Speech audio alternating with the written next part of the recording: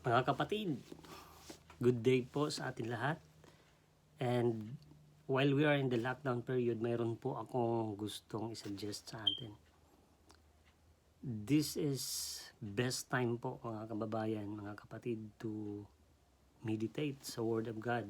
So I'm inviting you to hindi po ito TikTok, hindi po ito kung ano-anong challenge, but Bible reading challenge. We need to find time po mga kapatid to meditate in His Word, because I believe na mayroong gustong sabihin ang Panginoon sa bawat isa po sa atin in this time of crisis. Probably we have been so busy, we have been so noisy, hindi na natin marinig yung boses ng Panginoon. So isang suggestion na gusto kong gawin, dahil the whole lockdown period is 1 month, and there are, if you observe po sa Book of Proverbs, mga kapatid, there are 31 chapters. So tamang-tama po. We can mark kung saan na tayo sa lockdown period. And since 6 days na po, 6th day na po ito dito ngayon sa Auckland, sa New Zealand, magbabasa tayo. Okay? I have a challenge. Get your Bible. Kung wala kayong Bible, go to your online Bible. And then magbabasa tayo. Just simple Bible reading. Mag-share tayo kung ano ang gustong sabihin ng Panginoon.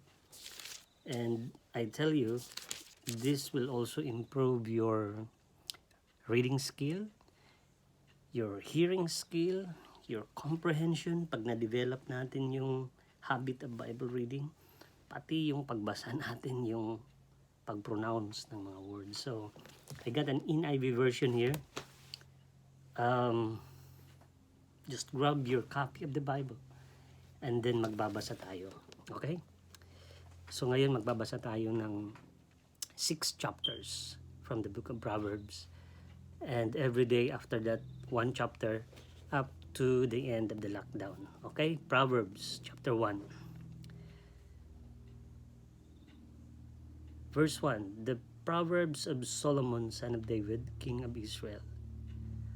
For attaining wisdom and discipline, for understanding words of insight, for acquiring a disciplined, prudent life, doing what is right and just and fair, for giving prudence to the simple, knowledge and discretion to the young.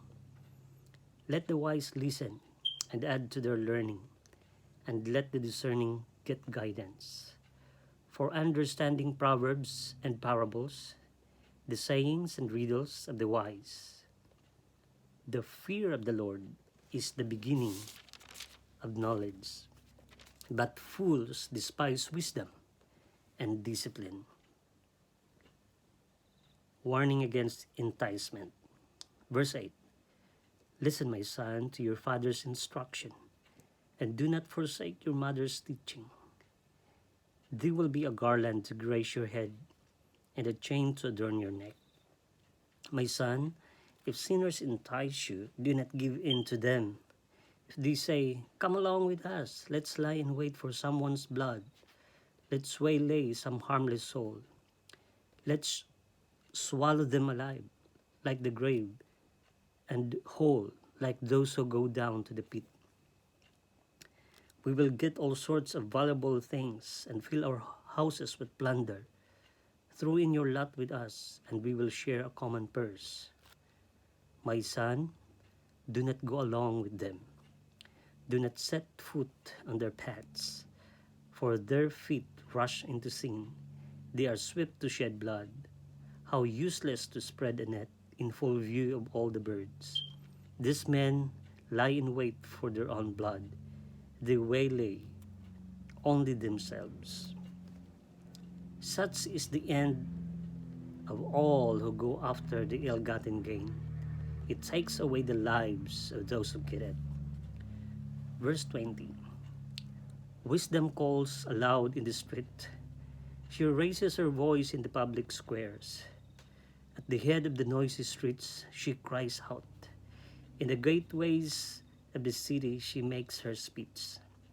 How long will you simple ones love your simple ways?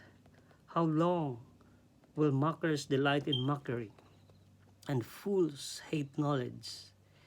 If you had responded to my rebuke, I would have poured out my heart to you and made my thoughts known to you.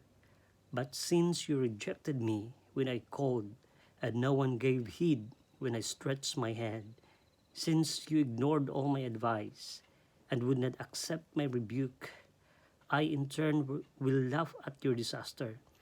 I will mock when calamity overtakes you.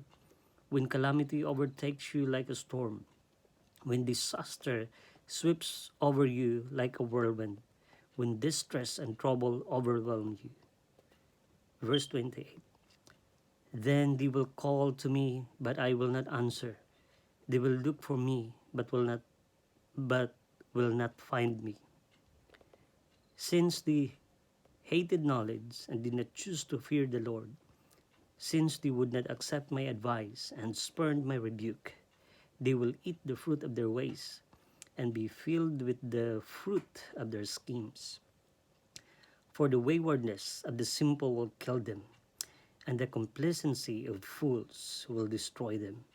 But whoever listens to me will live in safety and be at ease without fear of harm. That's chapter 1. Maybe we can finish only chapter 2 because I'm trying to divide the recording into less than 10 minutes. Okay, chapter 2.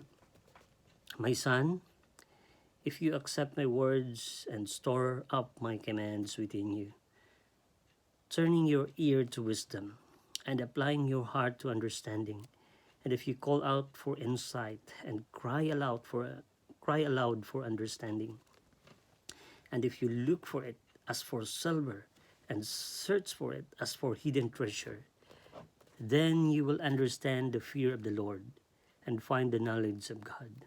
For the Lord gives wisdom, and from his mouth come knowledge and understanding. He holds victory in store for the upright. He is a shield to those whose walk is blameless, for he guards the course of the just and protects the way of his faithful ones. Then you will understand what is right and just and fair, every good path. For wisdom will enter your heart, and knowledge will be pleasant to your soul.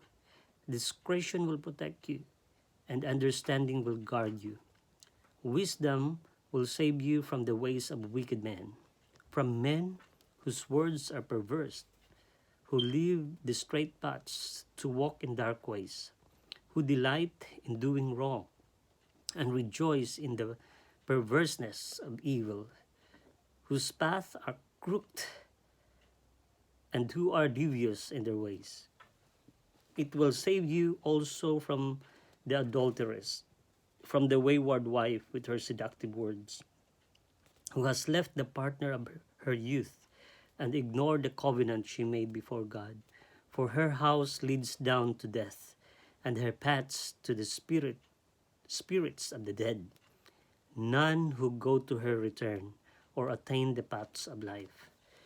Thus you will walk in the ways of good men and keep the paths of the righteous. For the upright will live in the land, and the blameless will remain in it. But the wicked will be cut off from the land, and the unfaithful will be turned from it. Thank you. Next to this is chapter 3 and onward.